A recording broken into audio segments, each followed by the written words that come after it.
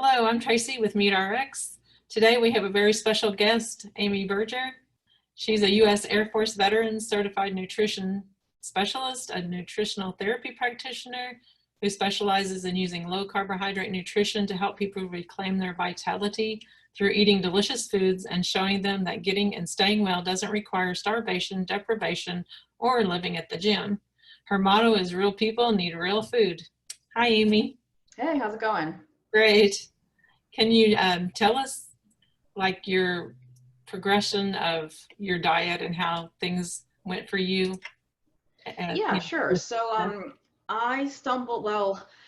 I was overweight as a child. My parents owned an ice cream and candy store, so I was literally a kid in a candy store. And my favorite thing to do back then, and it still is to sit in a comfy chair and read a book. So you put those two things together, lots of candy, lots of ice cream, lots of junk, and lots of being sedentary and, you know. But as I got a little bit older, I got more concerned with my weight, as any young woman in the late 80s and all through the 90s and early 2000s would. And I, switched to more focus on what I was eating, and I started exercising. I took up jogging and, lots of skim milk on my whole grain cereal and my I can't believe it's not butter light on my whole wheat toast, doing what I thought were all the right things. And my weight would not budge, no matter how hard I worked, no matter what I did. Now, I felt like I was fit and I was healthy to an extent, like I didn't have any health problems that I knew of. I was just carrying extra weight. And at that time, though, that did a real number on my self-esteem. I mean, I'm sure people listening or watching can relate to this. I spent years beating myself up, feeling guilty, feeling like it's my fault. What am I doing wrong? I must have to exercise even more, feeling like a failure. Like it didn't matter. Whatever else I was accomplishing in life, I was a straight A student, campus job, the whole 9 yards. None of it mattered because I couldn't lose weight. What defined my worth as a person was my weight, which of course we know is ridiculous, but try telling that to a 19-year-old girl, And so I discovered the Atkins diet. That was my point of entry into this whole world. This was long time ago. My mother got a copy of the Dr. Atkins New Diet Revolution at a yard sale. I don't even know if people still have it. This was like the internet existed, but there was no, Facebook didn't exist, Reddit, nothing. So yard sale. And the book made sense. Just the way he described what was happening and why made sense. And I felt like I didn't have anything to lose. I was already trying so hard, nothing was working. And I've joked on previous interviews that I'm a coffee junkie. And I remember the first time I put heavy cream in my coffee instead of skim milk. And it was so thick and rich. And I was like, am I going to have a heart attack immediately? Or is it going to take some time? Am I going to feel my arteries clogging? And of course, none of that happened. Here I am, 15 or 18 years later, healthy to tell the tale. And of course, the weight went down and I got to eat really delicious, luxurious, steaks with blue cheese and macadamia nuts and pork chops and bacon and eggs. And of course, I don't do a strict carnivore diet. I do a low carb keto diet. So I do include certain low carb vegetables, but and I've maintained that loss. Over the years, I've been up and down a couple of pounds here and there, but I've never gone back to where I was in terms of weight. And now I'm a professional nutritionist. And over the years of learning about the science of the way these ways of eating work, and when I say these ways, I mean any kind of carbohydrate restriction, whether it's carnivore or keto or just low carb, it's so powerful for so many things, right? You can reverse type 2 diabetes. You can maybe get off blood pressure medication. People report all kinds of improvement in mood disorders. Your skin clears up. Women with PCOS can start menstruating and conceive children. It's so amazing what this diet does that at this point, I feel like weight loss is the least impressive thing it does. Right? Not that weight loss isn't important. Especially if you're living with morbid obesity, if your quality of life is impacted by your size, then losing weight is a huge deal. It's not a little thing, but, compared to, reversing some of these really, really terrible illnesses, like, oh, you might also lose a couple of pounds. Like, great. Yeah, that sounds really good. So do you like recommend fasting at all in to your clients? It really depends. It's very context dependent because I think fasting has a time and place where it can be beneficial. But unfortunately, I see a lot of a downside, not so much physically, but psychologically. I see a lot of people becoming very, very afraid to eat. They've come to think that it's a binary system. You're either fasting or you're giving yourself cancer, right? Whether they're thinking about mTOR or if you're eating, you don't have autophagy, blah, blah, blah. That's not the way this works, first of all. And I think, to me, I like the phrase time restricted eating. I don't even like the phrase intermittent fasting, because if you're only eating 1 or 2 meals a day because you're only hungry for 1 or 2 meals a day, to me, that's not fasting. That's just following your hunger. Fasting to me implies that you are deliberately withholding food from yourself when you're hungry. Not just like a sugar craving or like, oh, I really want a snack. When you're legitimately hungry, but you're not allowing yourself to eat. To me, that's fasting. And again, that might be beneficial for certain people, but I also see a lot of people, like when I was new to this long, long time ago, none of this was part of any low carb. It wasn't part of the Atkins plan. There was a very popular book called Protein Power. It wasn't part of that. Now, of course, nobody was encouraging you to snack all day long, even on low carb or keto or meat.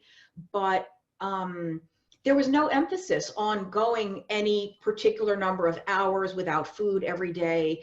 And I just think that's completely artificial. I think if you're hungry, you should eat. And again, that's not to say you should like fulfill every little sugar craving you have. If you're on a low carb or ketogenic diet and you're doing it properly, your hunger should be regulated to the point that when you get hungry, it's mealtime and you actually want fatty protein and some spinach or cucumbers, or if you include some plant matter. It's not that you'll be like, oh, I really want a donut. So I think when you've been eating this way for long enough, you can trust those signals again. So that's a really long answer, but the answer is it depends, because I think fasting can be helpful, but I also see people that are new to this way of eating have come to think that fasting is required, because so many people say keto and IF, keto and IF. How about just keto, or how about just carnivore? It's not required. You can do it if you want to, but you're not doing it wrong. You're not a bad person if you eat even 3 meals a day. If you eat breakfast, lunch, and dinner, if it's working for you, it works for you. You don't have to fast. Okay. What is your thoughts on like protein and fats? Do you recommend eating extra fats or more heavily protein? It really depends. When I get clients, everything is really individual. I don't have any blanket recommendations. I mean, they fill out paperwork so I can see what's going on. It depends. I would say most people coming to me are overdoing the fat, because again, if they're new to this, or they're just even the last few years, not that new, they've come to believe that they have to add fat in order to reach some totally arbitrary percentage or ratio or macro. And that's not how this works. The main benefit of these ways of eating is it's the lack of carbohydrate, not the presence of lots and lots of fat. And I see people, I think most people, maybe not on the carnivore diet, but on a regular sort of more keto diet, I think most people are probably under eating protein and they're eating fat because they've been made afraid of protein, right? Too much protein spikes your blood sugar and it kicks you out of ketosis and all this crazy nonsense that when they're hungry, instead of having an extra serving of chicken or a larger pork chop or an extra egg or something, they'll put butter in their coffee, or they'll have some fat. And that works for some people. Like, it's really, I have zero blanket recommendations. If it's working, it's working, but people come to me for help because it's not working, right? If they were doing well, they wouldn't need my help. So I don't really have any fear of protein. I think you have to go out of your way to eat more protein than you need. You know, is overeating protein, I don't even know if that's a thing. Can you eat too much protein? Most of the bodybuilding studies indicate no. Yeah. Okay. So what about exercise? Is exercise something that you recommend? So eh, I personally have a love-hate relationship with exercise, because prior to going low carb, I exercised. I ran 2 marathons and I was chubby. So exercise is not a weight loss tool. And there's probably thousands upon thousands of people in the carnivore and keto communities who know this from personal experience. We've racked up hours upon hours on treadmills, on Stairmasters, and the weight didn't go anywhere. So I don't think exercise is a great fat loss tool, but I still encourage people to do it, because for me, it's great for my mental health. I lean toward depression and melancholy and just being down, and it's like a natural mood booster to me. And I think it's critically important for health, physical and mental health. Like, you want your cardiovascular system, you want to be able to breathe fully and you know, have good strong lungs and a good strong heart, and for circulation and mobility. I think, because I'm one of those rare people. I prefer cardio. I'm like a cardio queen. I have to force myself to lift, but I can get myself to lift by telling myself, the more muscle I build now, the more I can eat. The more muscle you have, the more food you can eat, because I mean, the muscles require energy just to stay on your body. And then two, the stronger you are, the more mobile you are, the more independence you'll have as you age. You know, you don't want to be one of these 70-year-old ladies who can't even like carry her own groceries, who can't get up a flight of stairs. So I think there's a lot of reasons to exercise, most of which have nothing to do with losing body fat. Okay. So your journey brought you to good health, and does eating the way you eat, does it keep you healthy, and does it help you to stay stronger? I think it does. I mean, I have a family history of type 2 diabetes and obesity and stroke and cancer. So I have no doubt in my mind that had I continued eating the way I was when I was younger, I'd be in that now. I'd either have type 2 diabetes, I'd probably have obesity, maybe PCOS, you know, who knows what would happen. Can I say for sure that this has prevented that? Maybe I wouldn't have gotten it anyway, but I probably would have. And in that sense, nobody likes to be overweight, right? Especially in our society, we're so visually focused. But I can be grateful for the fact that I was overweight, because if I didn't have a weight problem, I probably never would have found any of this. And so I think there's a lot of people out there who are not heavy, but they might have migraine headaches. They might have really bad acne or rosacea, really bad joint pain, fatigue, depression, all kinds of things that can respond really well to this way of eating. And they'll never think to try it, because carbohydrate restriction is basically most famous for weight loss. And if you think, well, I don't have to lose weight, why would I ever try a low carb diet? You know, so many, but in the carnivore world and the keto world, we know that people do this diet for so many other things. Yeah. Yeah, there's lots of healing I've noticed in the carnivore community, and I'm sure keto as well. And I wondered, what kind of diet do you go on, as far as like what do you eat on a daily basis that could help someone? My diet is definitely animal food heavy. I eat a lot of eggs, a lot of red meat. We cooked a pork shoulder 2 days ago in the slow cooker, and we didn't have any vegetables. We just had the pork with the juice that came out of the pork naturally. And I was like, man, I think I could do the carnivore diet. Like, if I was, I could do that. But I actually like vegetables. I know there's some people in the carnivore world who are like, oh, thank God I don't have to choke down Brussels sprouts anymore, choke down all that spinach or whatever. Even when I was a kid, my mother never had to force me to eat vegetables. I like them.